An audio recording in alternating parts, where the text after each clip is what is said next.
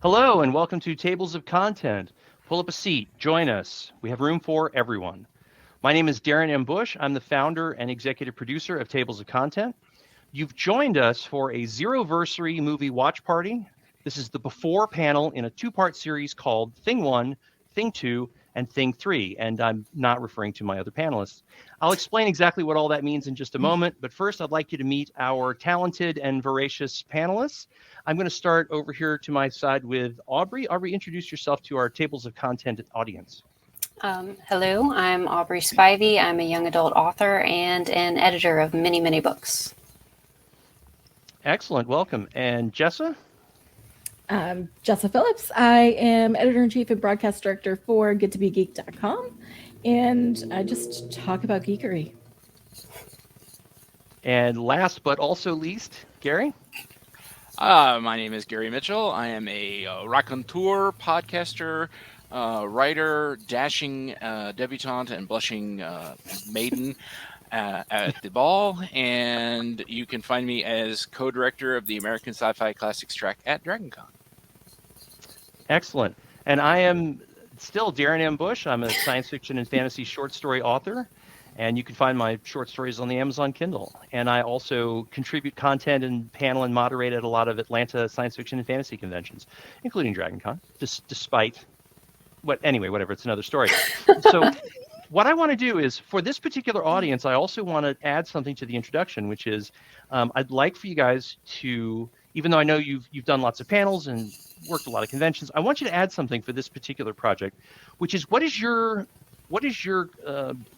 intersection with fandom? And I will go first, give you guys an example of what I'm talking about. I've been a science fiction and fantasy fan ever since I was a little kid.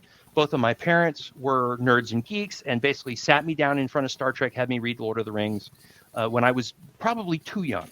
That's the sort of thing I mean. This time I'm going to pick on Gary first. Gary, what's your intersection with fandom? Pretty much the same. I've been a nerd as long as I have memory. When I was, pre-kindergarten, one of my first favorite toys was I had the Star Trek original series color forms, if you remember color forms.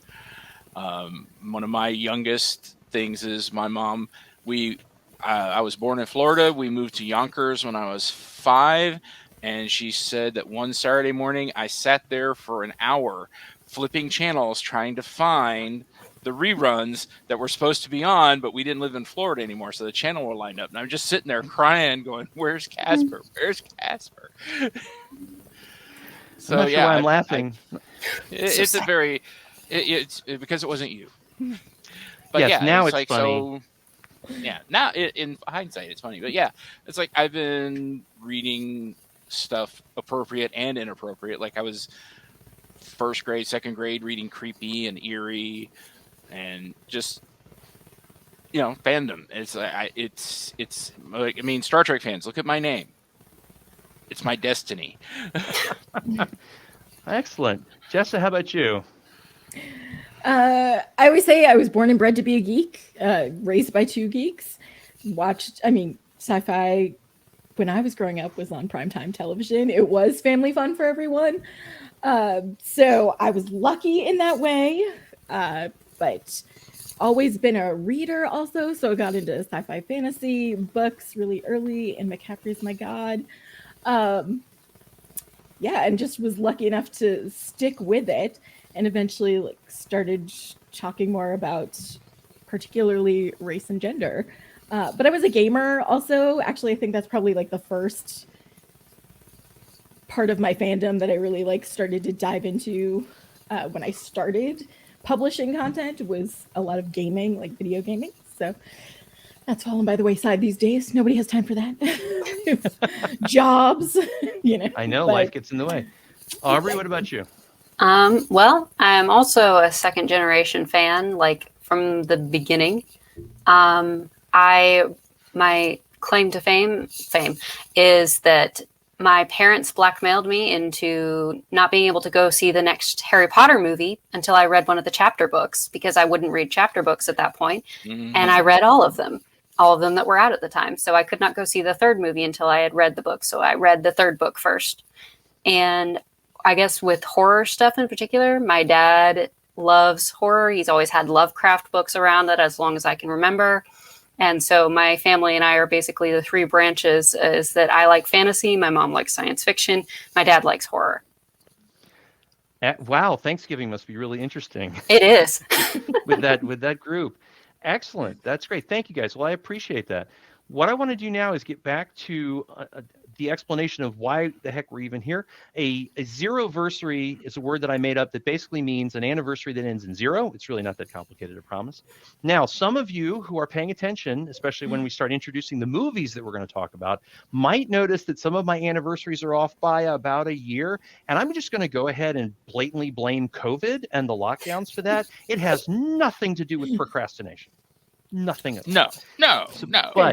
But once you Surely see there's that 6-month grace period on either it's side. like 6-9 months Yeah. grace period on finishing a sentence during COVID time. But what's going to happen is that when you find out the movies that we're talking about, you will go, okay, I kind of forgive him. All right, yeah, I see what he's doing. So anyway, I've never forgiven you for anything. I know, Gary. That's why we get along so well. So this is the first half of 2 panels. And this is what we call the before panel. So what we're going to do is we're going to talk about, the 4 of us are going to talk about these 3 movies. I promise you that's as complicated as the math gets. And then the 4 of us are going to go away and watch these 3 movies. And then we'll come back later and record the after panel.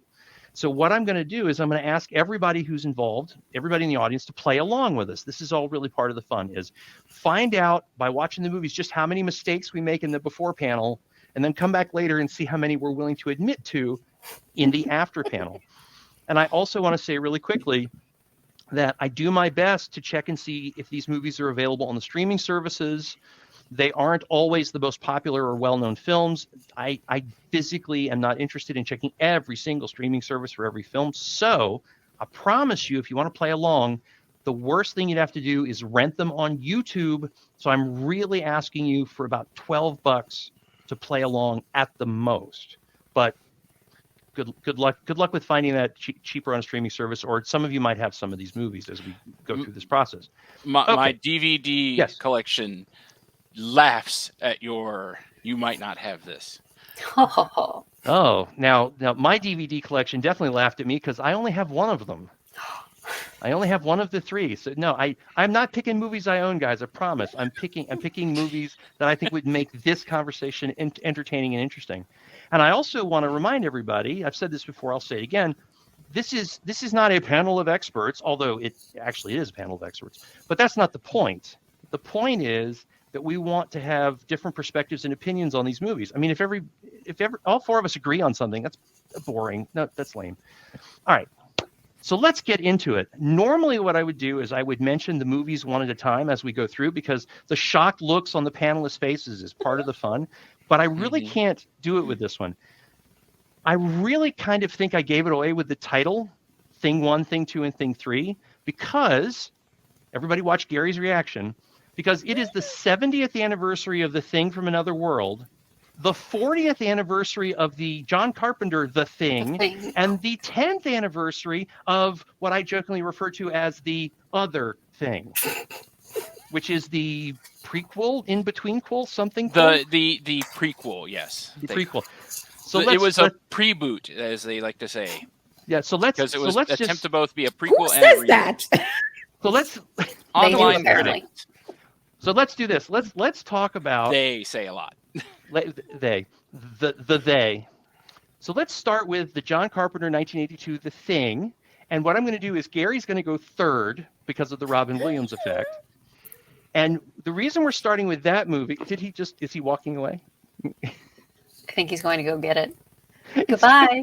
I can't tell if he's kidding or if he's actually pouting. It's hard to No, hard I to think he's tell. going to bring us something. Okay. So what I want evidence it's in his collection. What I want to know is, and I'm just going to assume Gary's seen all 3 of these because I've met him, is how many of these movies have you seen? Show of fingers.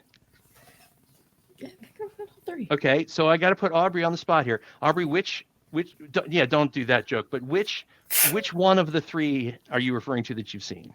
I have seen the worst of the 3 of them, the most recent one. So wait. You haven't seen John Carpenter's The Thing? I don't think I have. I have absorbed it through cultural osmosis, but that's yeah, if no. you've seen the movie, that's really Yeah, I frightening know way of putting it's a it. terrible Yeah. way to say it, Well, but Worst if you want to possible. borrow it, thank you. I can Yeah. lend it to you. Oh Yeah, my I've goodness. got this is the only one I've got is The Carpenter. And I have to tell you, I have to admit that for some reason, I haven't been paying attention to the covers of the DVDs, which I guess is a good thing in my old age. But the subtitle is "Man is the warmest place to hide." Ooh. Yes, Ooh, God! All that right, was and that's the original movie tagline. that tagline is worse than most of the All right. movie. Anyway, so let's I'm going to start sit with here Aubrey. and be quiet. Well, no, Gary, you'll get a it's chance. going to be hard. Yeah, I'm We going to got- say I'm going to let everybody else go because I have thoughts. We've got. I don't know if you guys can tell, but Gary and I have worked together before. We've got 43 more minutes of this, so I'm sure you'll get a word in here and there. I want to start with Aubrey because she put up the wrong finger, which is, what is your understanding of the Thing movies? Now you've seen the third one. Yeah. What do you remember about the John Carpenter, The Thing from 1982? What do you know about it? From what I know about it is I've heard about it. I've heard people talk about it, but I know it's like one of the good, like the paranoia horrors and the like interpersonal stuff. And like was that one of the ones that's like single location because it takes place with an isolated crew. So I know a little bit about it from like a historical perspective because I like to get into like the different subgenres of horror and everything like that. So I know a lot of factual stuff about it. I have like one gross picture in my mind that is what I remember from the collective, all three of the movies, and I'm pretty sure it's from the third one. Okay, excellent. We will get into some of those details today and in the after panel, but I do want to ask a couple of questions of the rest of us, which is when was the first time that you saw the John Carpenter, The Thing? Gary? 1983 on cable. Okay. 83, 84. Whenever it hit cable, it's like I remember vividly when it came out.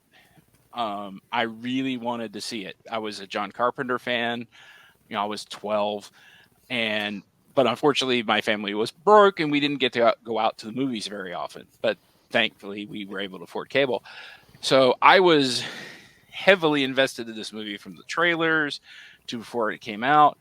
And then I watched it on, I believe it was part of a Halloween marathon on Cinemax. And it came on like in October because it was around Halloween and it was cold outside. It was cold watching the movie and just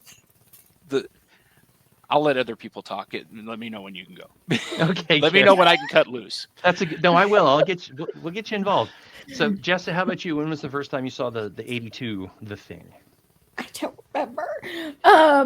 It's a little too close to my childhood. So sometime as a child, although I do stand corrected, I had to look up. I have not seen the most recent one.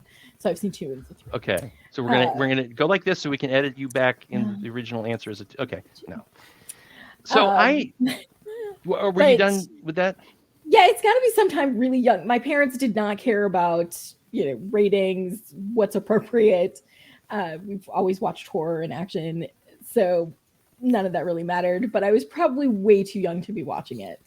Yeah, I am in the same camp where I saw it young, not like 7, 8 years old like Star Trek, but I think I was probably 7, 8 years old. I really okay. All right. Well,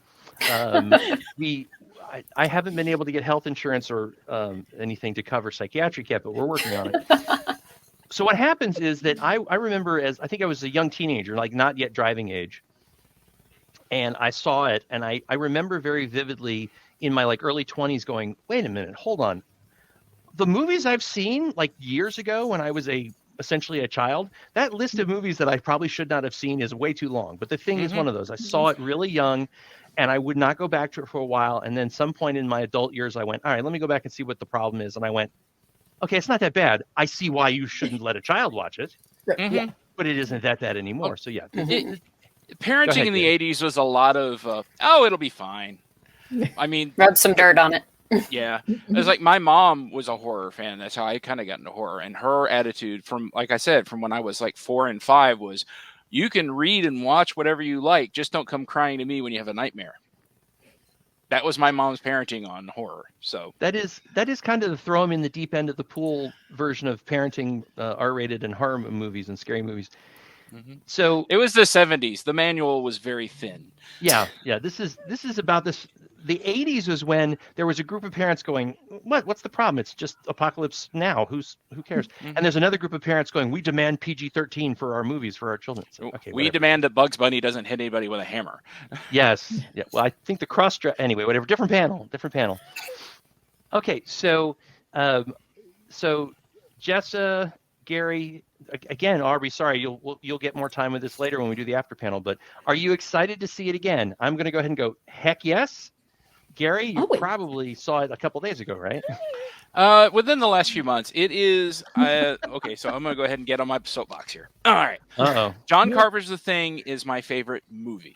It's not my favorite horror movie. It's not my favorite science fiction movie. It's my all-time favorite movie, period.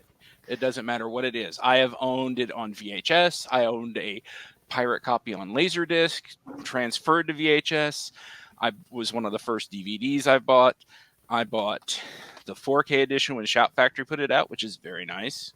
I bought the Steelbook because I am a physical media guy and I love Steelbooks, and it's got the 4K scan. I bought the British Blu-ray by Arrow Video, who do amazing work, but I don't have an international Blu-ray player, so I have never watched this version, but it is a prized jewel in my collection. 4K scan, beautiful art. It has a book, a poster. I mean, I bought it mainly for the cover alone. Cover's good. Yeah. And if there is a new media format that comes out, I will buy it and I will have it. If I can beam it directly into my brain, it will be there. Yeah, I've watched it recently. I just, for some stupid reason, I went back to Kentucky Fried Movie and Smell-O-Vision, and I was just like, no, that's a new format. We could skip Smell-O-Vision version of The Thing.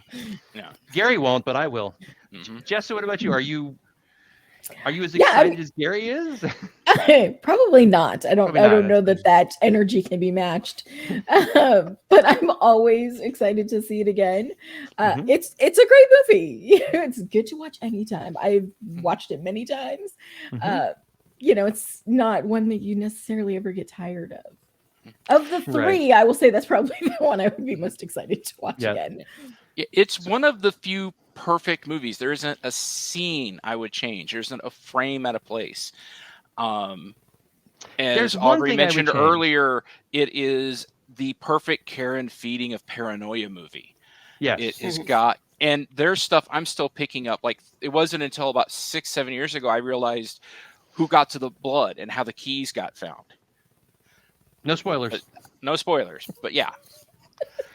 No, I have just full disclosure. I have had a conversation with Gary about this movie, gone home and watched the movie again, and then rewound a couple times over the part that he was telling me about it. And at the end of it, I still didn't agree with him. He's probably right. My brain went, I was like, no, he's probably right, but I just don't like it. So yes, this is a rewatchable movie. Oh, I'm sure you have. This is a very rewatchable movie. This is not just a cult classic. This is also one of those movies, because one of the things I want to talk about now, we got about 5 more minutes on this particular version of The Thing, but I do want to say that special effects artists and makeup artists and practical effects artists and et cetera artists, if you talk to them about what inspired them to get into the business, what inspires them to be better and to raise up, this is the Shakespeare of horror special effects and practical effects movie.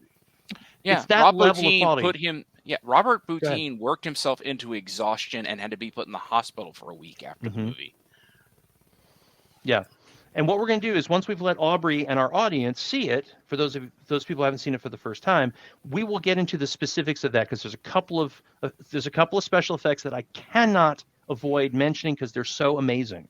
Because it's such good reinforcement of how creative and thoughtful and hardworking and just industrious people. This is really a beautiful movie to watch. It is a beautiful movie to be scared by, and it's a beautiful movie to be grossed out by It's a beautiful movie to analyze and to look at how the craft works, not just the art. So yeah, absolutely. Although if you're one of those people that needs like an animal warning, be warned. Yeah. You know Oh. what?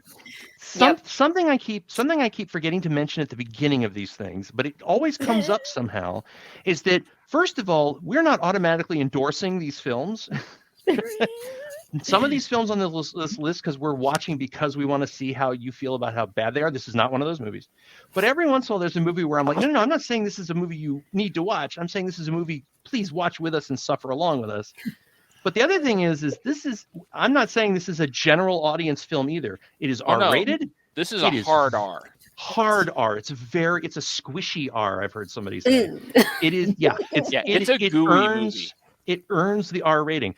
Please don't gather the family together, like I said earlier, at Thanksgiving and watch this movie and think that the four of us are going to be like, great, the kids should. No, please.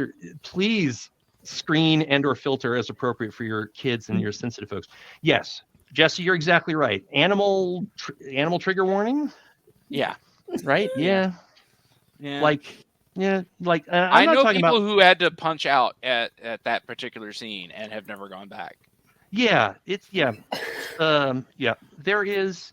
The good news is that no actors, human or canine, were injured. There was nothing like that. It's just, boy, do they they punch low on this one with some of the stuff, because that's kind of the point. I mean, this is an exploration into just how paranoid and how crazy can things get. And you know how they always say your imagination is worse than whatever they put on screen? Not always. No. Not always. Sometimes what they put on screen is... Yeah, sometimes it does, but we'll talk about that when we reach the after section. Yeah, absolutely. I'm gonna have a lot of fun about talking about that. And also, this is the part where I should probably confess that if anybody who knows either me or Gary thinks it just happens to be Thing movies on Gary's panel, no, it's totally on purpose. I'm just glad I got any shock or surprise at all out of him. All right, so let's move on to a slightly less well-known movie that we'll talk about why it's important in a second. It's the 70th anniversary of The Thing from Another World, which is in and of itself an amazing black and white classic. If you're going to play along with us and watch these movies, absolutely watch that one first. And this one your kids can watch. These days, it's as scary as talcum powder. It really is. It's like, I feel bad for I think the carrots were injured in the filming of this movie. Yeah. But anyway, so The Thing from Another World, the reason I don't say it's a prequel or whatever is because I'm not exactly, we'll get into that in a second. So just a reminder for the audience, how many of us have seen this movie? Okay, three of us. Now, Jessa, what's your recollection of this film? How long has it been since you've seen it? Oh gosh, it's been. Let's see, how old am I now? It's probably been about 20 years since I've seen it. Really? Okay. 20 years. Okay, Gary, how long since you've seen it? It's been about that long as well. I appreciate it. It is a wonderful. It's one of the gold standards of 50s. Keep watching the skies horror. It's debated whether or not Howard Hawks directed it, and because he was a producer, and a lot of people claim that no, he actually directed it. He just didn't want his name on it. But that's a whole other debate. But it's well shot. It's well done. It's just one I don't go back to that often because I like a lot of 50s horror, but it's not right up there in my wheelhouse. But it's good. It's solid.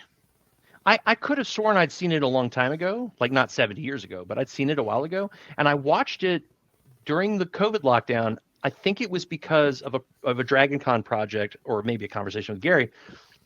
And I watched it and I got to the end of it and I turned to my wife and I said, nope, never seen that one before. That was good, but I have no memory of seeing that before. So Aubrey, it's an interesting interpretation because it's based on Who Goes There by Joseph Campbell or John Campbell. John Campbell. Sorry. Who Goes There? The John Carpenter version is closer to the book, but the Howard Hawks one still manages to capture the core of it. Yeah, absolutely. All right, so we got to give Aubrey a chance to chime in here before Gary gives away all the secrets. Do you have any recollection at all of this film? Are you aware of it? No, I don't think I'd even heard the name of it before.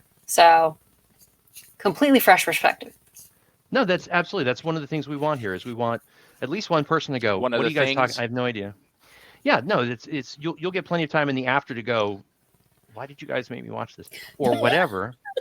Well, Gary, all right, so Gary's our resident expert. Let me ask you this, which is The Thing from Another World, is John Carpenter's The Thing a remake of Thing from Another World, or is it? Well, like I said, it's think it is. sort of. Technically, yes. It is. I mean, they're both based on the same short story. You know, who goes there?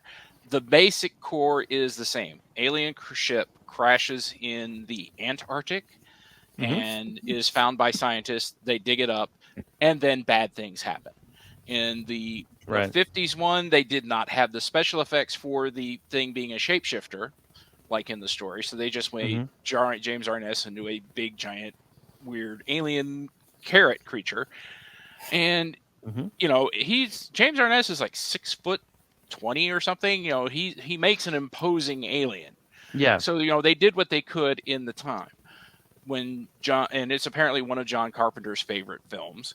And so when he got the chance to remake it, he was like, well, I'm going to remake it, but I'm going to go closer to the original story.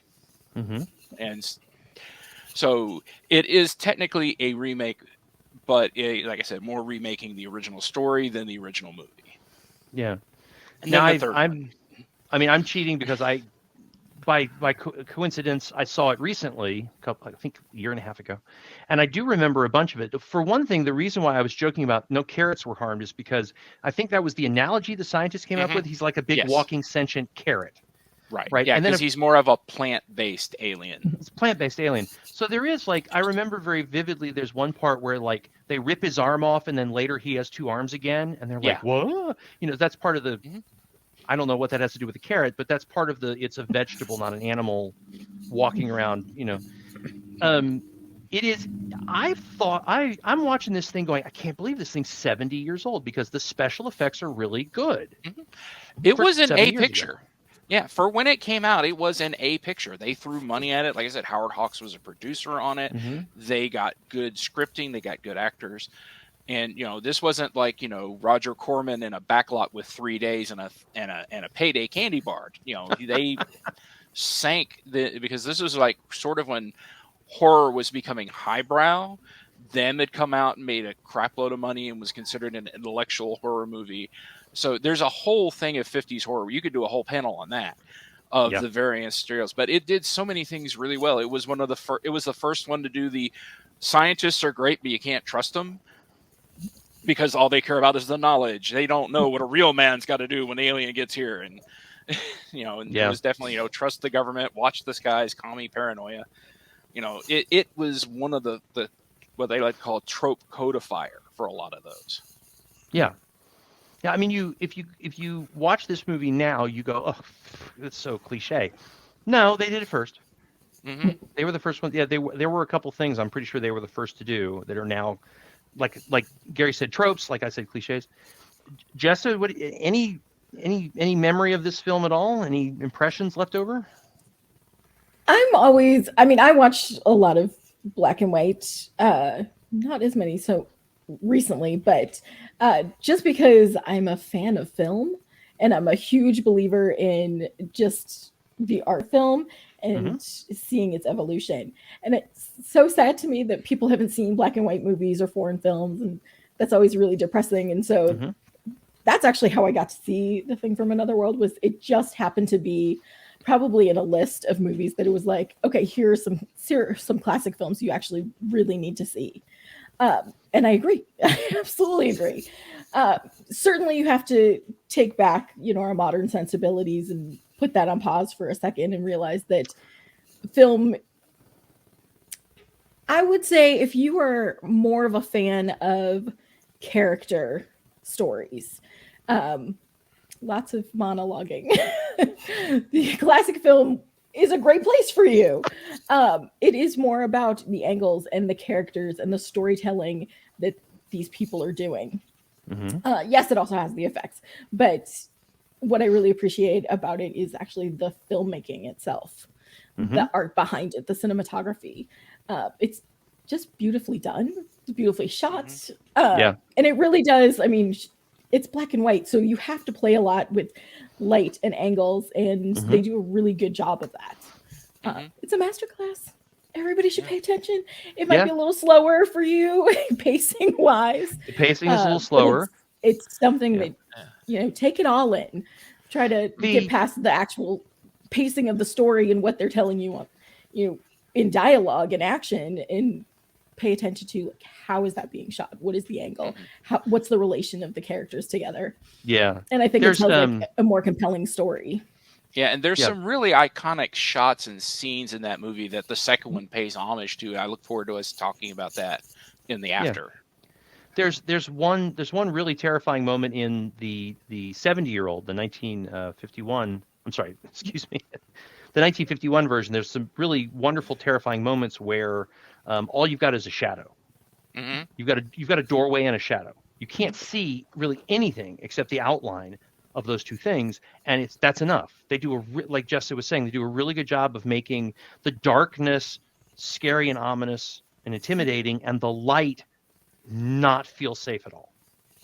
That to me is the big takeaway from this movie. Is even though it's 70 years old, the people that made it knew how to make the light help tell the story, but there is no sense of safety in the light, which is really amazing that they could do that, especially with a black and white movie. Because nowadays you'll see people like, we'll do blue light or red light or green light, and that'll help with the mood. Hint, Gary. And and you can't do that with black and white film. But intensities of gray, they really did a good job making different grays scary.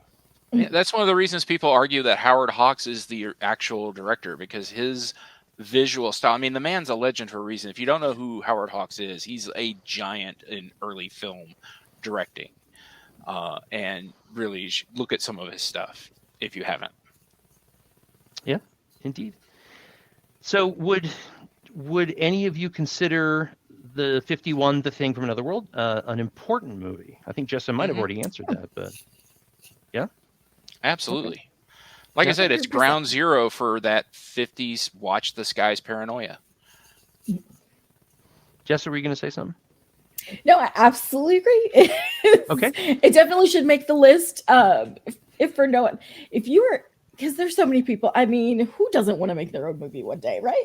So even if it's just a family film, I think it's still important because there's so many movies that currently, like modern films, that rely so much on technical tricks or let's fix it in post, and there's something so beautiful about just getting it physically on film the first time. Even if it's the 20th time on actual film, these things have to happen in that specific course of action. All of these things had to come together to make this scene.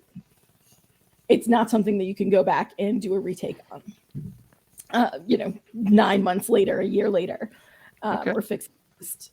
It's just, for me, I will always be a fan of the classic, but, practical effects as well. I mean, it's such an art that gets lost, and it'll be interesting to talk about the two of these together.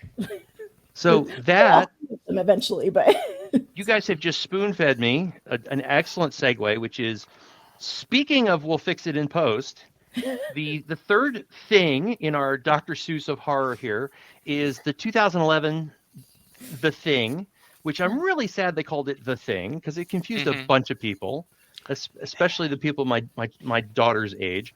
But I jokingly refer to it as the other thing.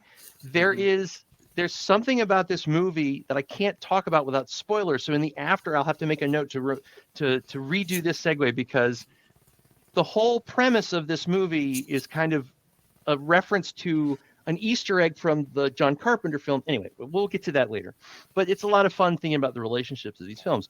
So this is the part where I'm going to put Aubrey back on the stage. You're going to put her on the spot, which is, you admitted you've seen this one, right? I have, and I don't know why it was this one out of all of them that I had seen. Well, some people are going to find out the hard way. Because life is pain. Yes, exactly.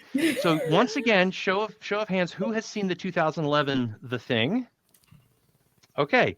Now, I will confess, I watched 3 or 4 minutes of it on YouTube to see if I thought it was of any value, and the YouTube videos did not convince me. So, Gary, I love you. That's why I'm going to watch it anyway. So here's what's going on. Aubrey, how long ago did you see it? It was back when I had cable, so it's been a long time, and I just was allowed to leave the Sci-Fi channel on, and I watched a lot of movies that were censored for television. So that was interesting too. So I still have one gross image in my head despite that. So it must have been late night Sci-Fi. Yeah, I was gonna say the thing edited for television is what, about 18 minutes long? Yeah. So Gary, how long the third ago? one will be longer. I watched ago? it about a night, not too long after it came out, and I really haven't gone back to it because I will say this. There is one thing I think is worthwhile in that sequel, and we'll discuss it in the after. Yeah, and I think no the rest spoilers. of it is, and I think the rest of it is, well, two things. There's a performance by the lead actress, but there's one idea in the movie that I thought was very clever, and the rest of the movie is hot garbage. Everybody write that down. Hot in the garbage. Antarctic. It's hot garbage. Right. Hot Antarctic garbage. Say that 5 times fast. So Aubrey, let's do this without giving away any. I know we're trying not to spoil a 10-year-old movie, but without giving any serious spoilers away to the people that are trying to play along with us, the 3 of them. Can you give us some idea of what this movie is, even though you haven't seen the other 2? Boy, that was a tough one. Yeah. Give it a try. What this movie is? This movie is. Give us a synopsis. Some people are stuck in a place where they can't leave, and there's an alien coming around trying to get them, which could be a lot of movies. Yes, it could. Yes, it could. And they all think that the other one is the alien. So is this, and I think I know the answer, but this is another one of those, the alien is posing as one or more of the scientists and they don't know who. Yes. Okay. So when if I was to say to you, right, because you signed the contract, you have to watch these movies now. It's too late. But if before we had this conversation about this panel, if I was to say to you, oh, you saw the 2011 The Thing, based on that alone, can I get you to watch the 1982 John Carpenter The Thing? What would your answer have been? Based on the movie itself and not any other knowledge whatsoever, I would have said no. Okay. I thought it would because it would conjure up, some things that were not executed as best as they could be. I would not think it was the masterpiece that it was. I would have thought it was like a B movie, or the part where the alien is very clearly rubber or something like that, because of the way that it was remade and the way that it's like when they try to take older movies that are not as serious and try to make them more serious. I get that vibe from what I remember of the most recent movie is just that almost taking itself too seriously, which of course it's obviously a serious movie, but there are a couple of moments where I was just like, okay, you want me to care more than I do, but okay. Yeah. When you watched the movie, did you know that it was a in-between quill or a prequel or whatever we want to call it? I knew that there was another movie called The Thing. I didn't know what their relationship to each other was. Okay. Yeah, that was something. I haven't seen this movie. I'm kind of looking forward to getting clarification on some things I've heard. But my memory of the reaction to this newest version of the story was that folks like Gary, the real diehard fans, were like, no.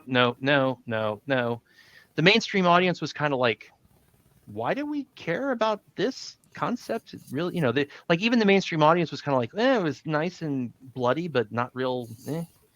It was kind of a meh result. Yeah. Gary, that go was ahead. the main feeling. No, Main I was feeling, just okay. agreeing with you. No. Oh, okay, I was wondering if that was one of those you. Oh, really I have something. thoughts, but I'm going to let other people go first. Well, yeah, we're gonna bug on Jessa next here since you've been so gracious.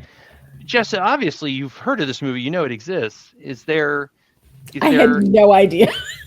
No idea Which what? is really shocking because when I heard Aubrey say, "Oh, it was probably like a late night sci-fi thing. I was like, I was addicted to sci-fi. Like, how did I miss this? Was it produced by the Asylum?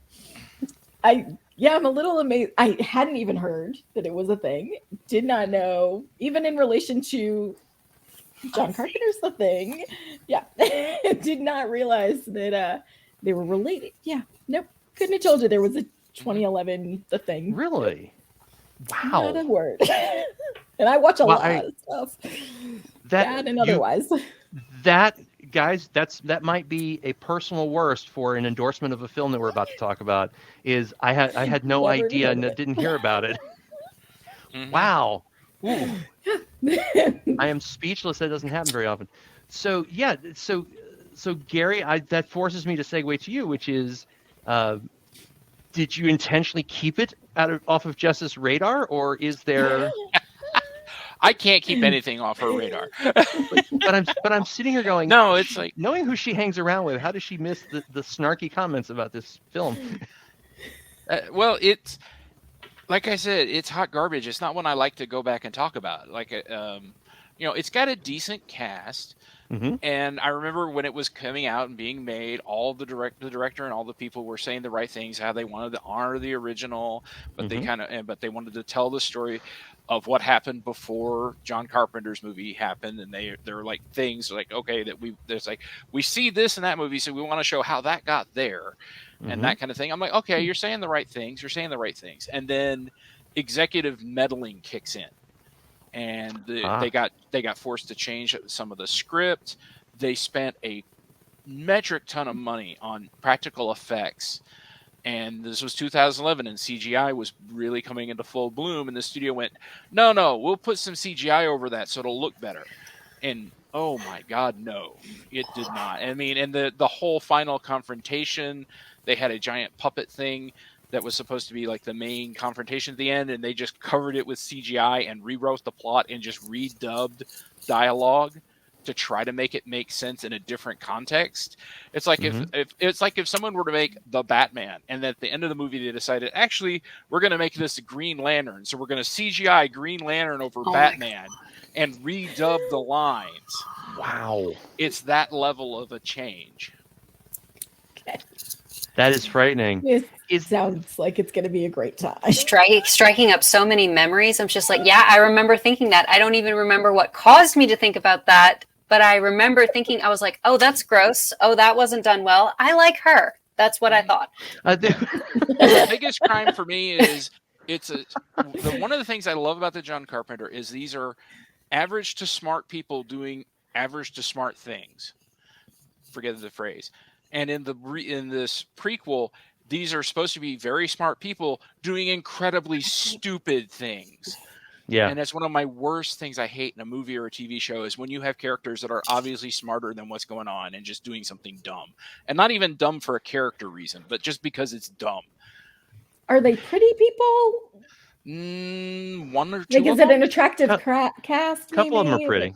A couple of them are pretty. It's a bunch of Norwegians.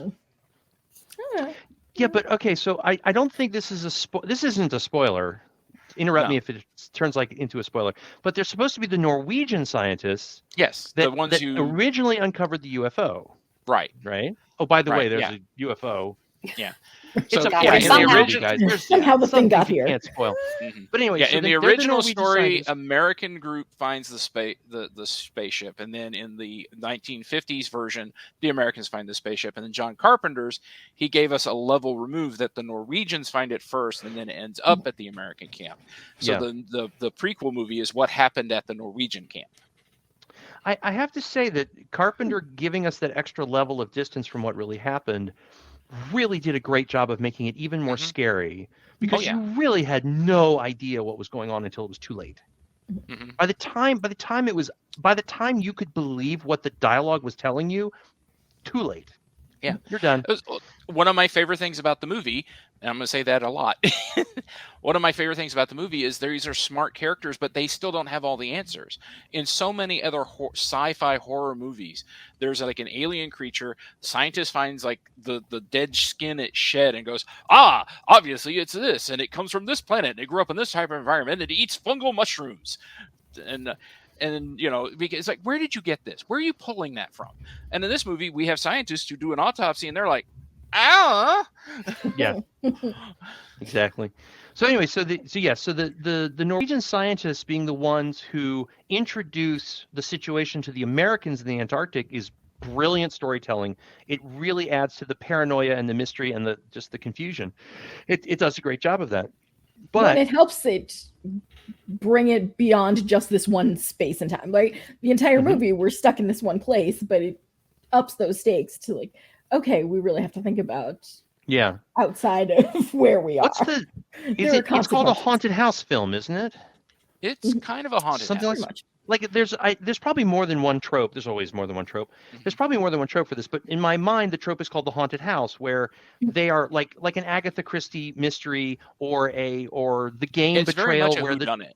Right, but also in the game Betrayal, which I know some of you are familiar with, you go in through the front door and the door locks behind you and you're trapped in the house. And the point of the game is to get out of the house because the house has locked you in. Ooh, X-Files. So, or Scooby-Doo, depending on your geek.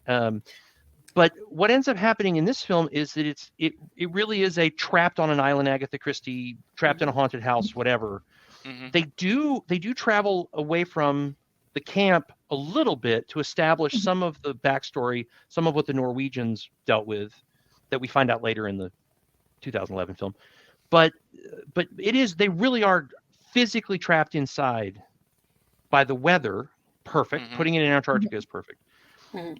Anyway, so let me go back to where I was going to bug Aubrey about the 2011 film. This is the question I was going to ask earlier, which is the premise is that the Norwegian scientists kind of are dealt with and then initiate what the weirdness at the John Carpenter film. But I've watched a couple of YouTube shorts and reaction videos. I've watched all the trailers for the 2011 film.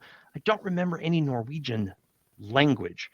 Is there a moment in the movie where they explain why all these Norwegians speak English, or how do they handle that in the film? I can't say I remember it well enough to know that there is one.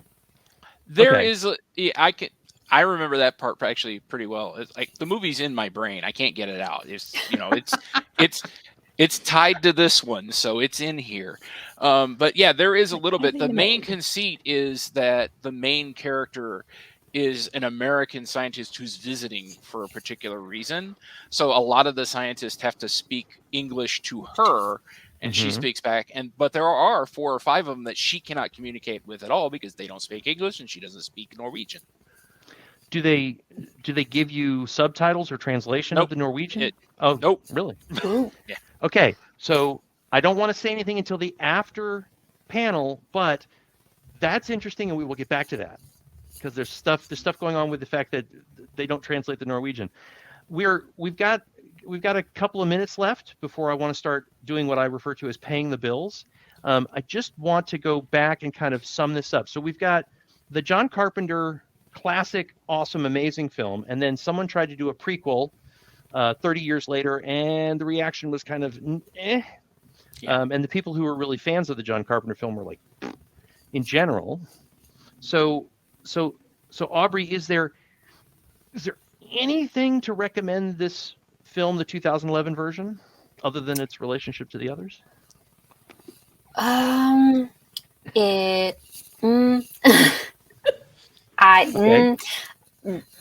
can't think of anything outstanding that would be like, you should really watch this thing. I mean, if it's there, it's not the worst thing that's on television. It's just not amazing. It's just, it doesn't stand out enough in my mind to be like, yes, I would recommend this to you free of anything else or any other context.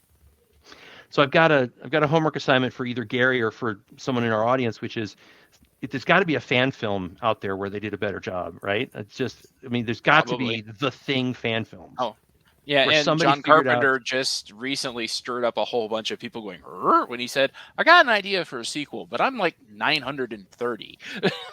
Oh, I don't know, man. We could do a whole panel on should John Carpenter do a sequel or not. I'm on the fence on that one. All right, guys. Well, thank you very Yeah. much. Let me just remind everybody in our audience that I we're just want talking to about. say that addressing your point there, if I was talking to Yes. somebody who was asking about should I watch the prequel, and this is what I've done, this is the one good idea. Don't watch it. Just know this and go about your day. You can go about your day. All right. So wait, yeah. I obviously I love ending on such a ringing endorsement from the two people on the panel that have seen this film. Good job, me. So anyway, so just to remind everybody, in case you fell asleep in the middle somewhere, it's the we're going to watch the 1951 The Thing from Another World, the 1982 John Carpenter classic The Thing, and the 2011 prequel The Other Thing, The Thing. And we're going to come back here, and the four of us are going to get together again in some number of weeks, and we're going to talk about having watched all three of those movies, and some of us are going to talk about watching some of them for the first time, and some of us are going to enjoy watching them again, putting them into this perspective. So please watch those movies before you watch the after panel. Please join us. Before we get out of here, I want to give my patient and fabulous panelists a chance to reintroduce themselves and also to tell you where they can be found on the interwebs in case you want to argue with them, Gary, and in case you want to see where we are going to be doing panels live at future conventions. I'm going to pick on Mr. Red Background, Gary Mitchell, first. You can find me every other Thursday on YouTube as part of the American Sci-Fi Classics track, where we do our live quarantine panels. He's been on them. She's been on them. I need to get Aubrey on them. We also, and we do next Thursday, we're doing 30th anniversary of Francis Ford Coppola's Bram Stoker's Dracula. Yeah. But yeah, so we do all kinds of cool stuff there. You can find me here on the Twitter, where I annoy people of a political leaning I disagree with. And you can find me at DragonCon as co-director of the American Sci-Fi Classics track, where we do all kinds of crazy shenanigans all con long. And you can find me on the Facebook as well. Excellent. Thank you, Gary. Jessa, how about you? Where can people track you down and where can they see you? You can search for Good to Be a Geek. I will warn you, the website is currently undergoing things. We're about to relaunch with all new content. Yay! In the meantime, you can search for Sultry and Zoe or look for Gary. He can find me. She's in the next room. I'm not just gesturing like this blindly. She's like right over there. Yes. I live with him every day. I think a few people might have figured that out. Pray for her. Some of us might not all survive. So Aubrey, being the other person who isn't in the house with Gary and Jessa, why don't you remind everybody where they can track you down on the interwebs, and when's your next convention appearance? I have AubreySpivey.com. I'm also on Facebook and Instagram for authoring and editing stuff. And, released my first book, trying to release my second book, so it wasn't a coincidence. And next convention, I will be at Conjuration. I don't believe I'm going to be on a panel at Conjuration, but I know, right? Shocking. I got to do something about that.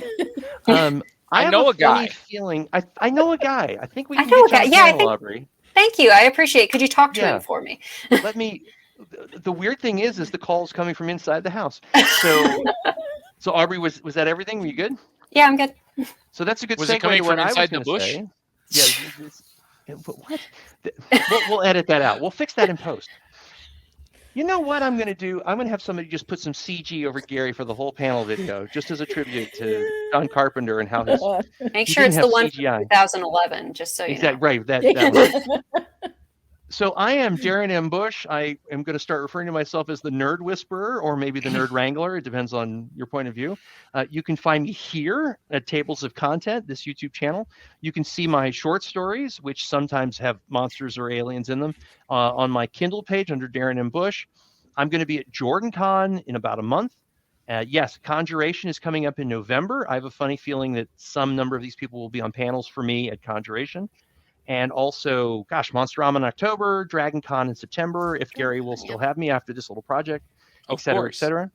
So yes, so this is the part where I have to start remembering all the things I need to do to wind down. This is my least favorite part of these things, which is please like the video, please subscribe to the channel, please do all the other 17 things that YouTube asks you to do. Well, obviously, there'll be information in the description. And as I said before, please dig deep, watch these 3 movies, come back and join us for the after panel, and we will try and keep track of how many mistakes I just made, at least, in describing these movies. So thank you, everybody. Thank you to my panelists. And this is the part where I ask you to wave goodbye to our audience. Have a good one, guys. Have a good night. This has been a presentation of Tables of Content. What kind of stupid name is that?